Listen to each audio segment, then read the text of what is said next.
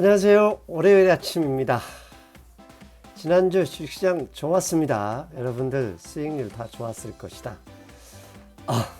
맞죠? 그런데 오늘은 미국 시장 얘기 하지 않겠습니다. 뭐 해도 계속 오르니까요. 하지만 중요한 거, 지난주에도 드디어 현금 비중을 쳐는 금요일까지 조금씩 이익난 종목들을 중심으로 20% 확보를 했습니다. 다음 주 여러 가지 이벤트가 있죠. CPI, FOMC. 하지만 미국 증시 분위기 여전히 뜨겁습니다. 그런데 한국 당연히 뜨겁죠. 하지만 달라지는 증시 지형, 개인의 수급보다는 기관과 외국인의 수급, 이 부분이 시장의 중심이 되지 않을까 하는 생각입니다. 그래서 오늘 방송 준비했습니다. 한번 보시겠습니다. 먼저 보시죠. 개인은 노답, 기관과 외국인이 주도하는 수급 매매를 주목하자. 앞부분에서 설명드린 대로입니다. 최근에 외국인과 기관이 계속 팔면 주가는 한없이 빠지죠. 대표적인 게 네이버, 카카오에서 볼 수 있습니다. 반대로 재료는 상관없다. 기관과 외국인이 계속 사니까 올라간다. 어떤 종목이 있는지 뒤에서 말씀드리겠습니다. 먼저 미국 증시 상황 간단하게 세 가지 지표만 확인하고 넘어가겠습니다. 보시는 그림이 풋콜 레이쇼입니다. 즉 옵션 시장에서 풋의 거래량과 콜의 거래량을 나눈 건데요. 지금 현재 풋콜 레이쇼가 금요일 기준 0.5입니다. 즉 콜의 거래량이 압도적으로 많다. 이 얘기는 무슨 얘기입니까? 옵션 투자자들은 계속해서 증시 상승에 배팅 중이다. 콜 옵션 거래가 훨씬 많다. 그런 의미입니다. 현재 0.5는 제가 밑줄을 쭉 쳐볼게요. 네, 최근 1년 동안 콜 옵션 거래량 최대치. 즉 풋의 거래량을 콜 거래로 나누었으니까 저렇게 낮아지게 된다는 의미입니다.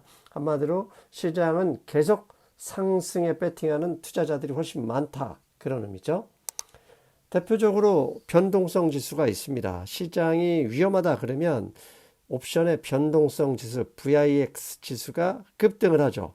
반대로 시장에 별다른 악재가 없고 상승한다 그러면 변동성 지수는 계속 하락하죠. 금요일 기준으로 변동성 지수는 13.83, 지난 2020년 팬데믹 공식 선언한 3월 이전 2월 이후 최저치입니다. 한마디로 증시의 풋콜 레이쇼와 변동성 지수만 보면 시장이 하락할 요인이 아무것도 없는 겁니다. 시장 참여자들, 옵션 참여자들은 그냥 전부 다 풀 배팅, 불리시 하다는 의미입니다. 그런데 이와 약간 좀 다른 지표도 하나 있습니다. RSP입니다. 인베스코 S&P 500 Equal Weight ETF입니다. 이게 무슨 얘기냐? 지수는 시가총액에 비례하잖아요. 그래서 시가총액 높은 종목들이 몇 개만 올라도 지수는 플러스 되곤 합니다.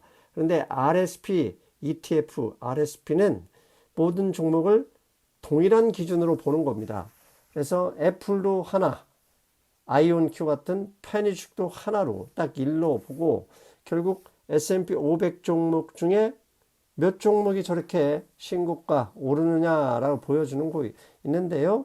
RSP 보시면 최근 지수 한 달, 두 달 동안 엄청 계속 상승하고 있지만 상승하는 종목 수는 그리 많지 않습니다. 그에게 이렇게 결론을 내릴 수 있죠.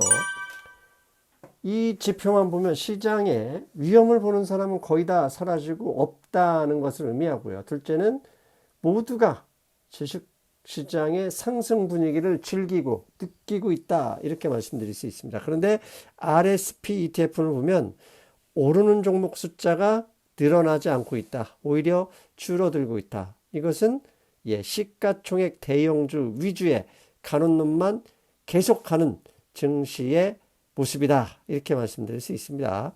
그래서 저는 너무 좋기 때문에 현금 비중을 계속 늘리겠다라고 몇 번의 방송을 통해서 말씀드렸죠.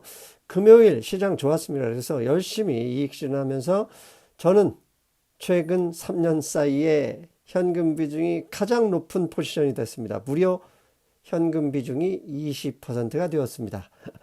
모두들 20% 이상 들고 가는데 저는 거의 항상 주식을 거의 90% 이상 들고 가는 사람이라 20% 현금을 들고 있다. 어마어마한 겁니다. 아직도 추가적으로 다음 주에 기회가 되면 10% 정도 더 늘릴 생각이다. 왜?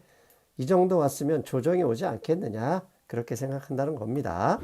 자, 지금부터는 제목에 나와 있는, 제목에서 말씀드린 한국 증시의 특징을 보여주는 두 가지 뉴스부터 소개하겠습니다.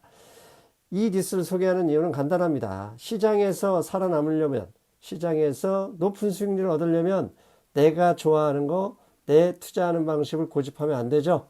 오로지 시장이 원하는, 시장이 이기는 모습을 보여주는 특징을 따라가야죠. 내가 원하는 게 아니라 시장이 원하는 거, 내가 좋아하는 게 아니라 대중이 좋아하는 주식을 따라다녀야 된다. 이런 모습을 보여주는 두 가지 뉴스 중에 첫 번째, 6월 8일 외경에서 나온 뉴스입니다. 난 이제 지쳤어요. 땡벌. 아니죠. 주식입니다. 개미들은 무관심하다. 왜? 외국인이 주도하는 대형주 장사이기 때문이다. 개미들은 4월 이후 거래가 시들해지고 있다. 이게 앞에서 제가 미리 말씀드렸던 모습이죠. 개미들은 지쳐가고 있다는 얘기입니다. 두 번째, SG 사태. 이거 주가 조작하다가 완전 박살이 났던 SG 사태. 주범이 CFD죠. 근데 CFD를 취급하는 13개 증권사 모두 거래를 중단했다고 합니다. 아주 중요한 뉴스입니다. 그렇다면 개미들이 무관심하다는 뉴스와 CFD 거래 계좌 거래 중단의 의미가 있죠. 이 의미는 이렇게 말씀드릴 수 있습니다. 개인 투자자, 증시 슈퍼개미나 큰손들이 주도하는 시장이 아니다. 그럼 무엇을 의미하냐? 기관 및 외국인 중심의 수급이 우세한 종목들이 수익률이 높다는 것이다. 왜? 개인 투자자는 줄었고 슈퍼개미나 테마를 주도하던 CFD 계좌가 지금 현재 거래가 중단됐기 때문이죠. 그렇다면 우리도 외국인 및 기관이 수급을 주도하는 종목에 올라타야 한다는 걸 의미하죠. 이런 모습을 보이는 종목들 한번 찾아보겠습니다. 대표적인 게 두산 에너빌리티입니다. 최근 5월 25일부터 2주 거래일 속에 지금 현재 보이시는 그림 10일 동안의 수급 주체별 매매 내역 가져왔습니다. 오른쪽 박스 기관과 외국인의 매매 동향을 보여주고 있습니다. 5월 25일부터 외국인은 끝도 없이 두산 에너빌리티를 매수하고 있고 기관도 지켜보다가 5월 31일 6월 1일부터 본격적으로 두산 에너빌리티 수급에 동참하고 있습니다. 그랬더니 5월 25일 외국인이 본격적으로 매수했을 때 제가 점선 쳤죠. 즉 25일입니다. 첫때 며칠은 빠지다가 기관이 동참하자마자 일주일 동안 두산 에너빌리티 드라마틱하게 상승을 했습니다. 5월 25일 대비 약 20% 이상 올라가고 있습니다. 특별한 자료 찾아도 별로 없습니다. 뉴스 확인해 보십시오. 오로지 외국인과 기관이 폭풍으로 매수하고 있다. 그런 모습밖에 보이지 않고 있습니다. 이런 비슷한 종목 SK이노베이션이 있습니다. SK이노베이션 5월 25일부터 외국인과 기관이 동시에 계속 매수하고 있습니다. 6월 8일과 9일 목요일 금요일 이틀 동안은 수급이 잠시 주춤을 했죠. SK이노베이션 주가 차트 한번 볼까요? 25일 본격적으로 올라가다가 수급이 흔들린 이틀 동안 목요일 금요일 끝에 두 개죠. 하락 조정하고 있습니다. 한마디로 외국인과 기관이 맘먹고 손잡고 사기 시작하니 저렇게 올라갈 수밖에 없겠죠. 그래서 여러분 개미와 슈퍼개미들의 역할론이 줄었을 때 외국인과 기관이 지금 수익률 놀이를 하고 있다. 그렇다면 우리도 그렇게 따라가야죠. 또 하나 종목 가져왔습니다. 지금 보시는 수급 매매 SKC입니다. 상승미소 멤버십 클럽에서 지금 2주째 계속 방송에서도 그렇고 여기서 방송이라고 하면 멤버십 아침 시황을 얘기합니다. 멤버십 시황 전용 방송에서 SKC 그 다음에 텔레그램 채널에서도 계속 SKC를 여러 번 언급하고 있죠. SKC 수급 보겠습니다.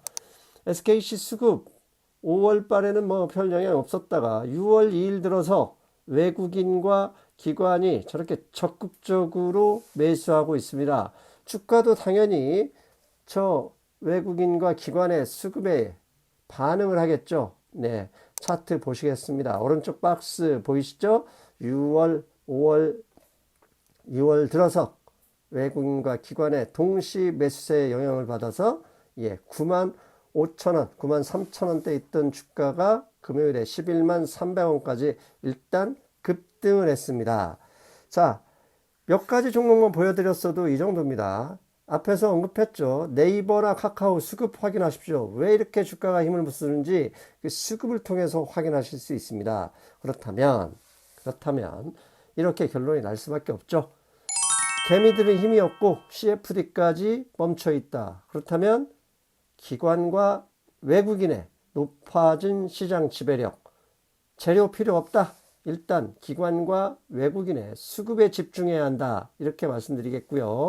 또 하나는 가장 중요한 건 뭐죠? 이미 오른 종목 따라다닐 수는 없지 않습니까? 그렇다면 열심히 검색하고 검색 설정을 해서 두 주체의 수급 초기에 있는 종목들 중심으로 따라가는 매매 전략. 이게 그 어떤 고민, 어떤 전략보다 우위에 있을 수밖에 없다는 겁니다. 그렇다면 이 기관 매매 장 끝나면 나옵니다. 신문에도 나오고 여러분 오바이 프로그램이나 PC 프로그램에 나오는데 장 중에는 알 수 있는 방법이 없을까요? 하나 추정할 수는 있습니다. 바로 기관과 외국인은 개인들하고 달리 프로그램 매도 매수를 이용합니다.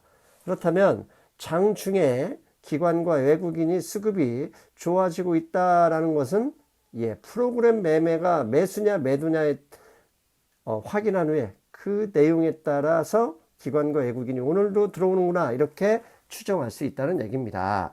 이를 통해서 제가 추정해서 그렇다면 이 초기 기관과 외국인이 수급이 이제 막 시작되는 느낌이 드는 종목 두 개를 가져왔는데요. 첫 번째 지금 가져온 그림은 한화솔루션입니다. 한화솔루션 6월 2일부터 지금 5일 연속으로 기관이 매수를 하고 있고 외국인이 그 중에 3일을 동참했습니다. 한화솔루션 6월 2일부터 주가 차트 꼭 확인해 보십시오. 어떤 모습인지. 저게 추가적으로 이어진다. 그러면 바닥에서 탈출하고 있는 한화솔루션 주가에 좋은 영향을 줄 수 있겠죠. 또 하나 LIG 넥스원입니다. LIG 넥스원 5월 말에 외국인 한tum자 사다가 6월 2일 이후부터는 기관과 외국인이 동시에 저렇게 들어오기 시작했습니다. 마치 두산 에너빌리티 초기 모습과 거의 유사합니다. 여러분 이 종목도 한번 차트를 보시고 기관과 외국인이 지속적으로 수급을 밀어붙이는지 확인할 필요가 있겠습니다. 자, 오늘은 미국 증시 간단히 앞에서 보조주필 살펴봤고요. 최근에 한국 주식시장에서 흘러가는 모습, 큰 손이나 개인보다는 외국인과 기관의 수급에 더 집중해야 된다. 그 종목에 올라타는 전략이 필요하다. 그 말씀 드렸습니다. 네, 오늘 방송 짧게 준비했습니다.